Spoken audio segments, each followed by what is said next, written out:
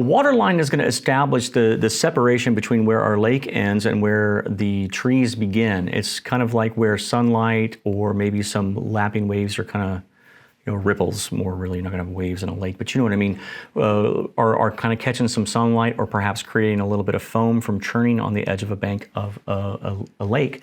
So what we can do is we can kind of flatten out our titanium white, and there's this nice small edge of your knife here that you can use, and you can just grab a little bit of paint on the end of it to kind of put a little roll of paint on here. Now, it does not take a lot of paint to do this, and you do not have to have your water line established throughout. But what you can do is you can hold your knife horizontally because your water lies flat, right? So it's very important that all of your lines remain flat. Even if you're going into, like, let's say that you put an inlet into your background in the back, you would be sawing this way with the knife and then up and across and back down, not turning your knife so that it's this way. Don't turn your knife like this because water is always lying flat, so these reflections have to be flat. So you're always going to be coming across. And so what you want to do is you want to apply, since this is a distant edge of a lake, you kind of want to go back here, hold your knife against that canvas and just barely dump on a little bit of paint. I mean, we're talking about the smallest amount of line here. Sometimes in class, people will put these big old giant lines, and see, mine are very, very tiny.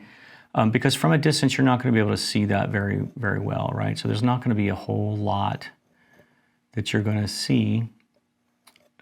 So a thinner line in this case is going to be a lot better than a thicker line. So this just kind of helps with that illusion that you've got water. Now, if you get too much on there, you can wipe off your knife, and I'll demonstrate for you over here because I have a little bit extra paint over here, but you can kind of come in here and you can blend this in with the paint that you just put down.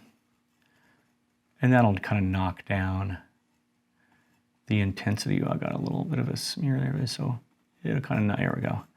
Now you can knock down the intensity of that lake, and that'll make it look better. So let me go back and reload my knife so I can kind of finish this off now that I've showed you how to do that part. And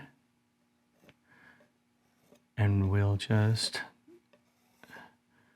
very nicely kind of finish it off that way. And that is all there is to a water line. I hope that was helpful for you too, and we'll see you for the foreground trees later.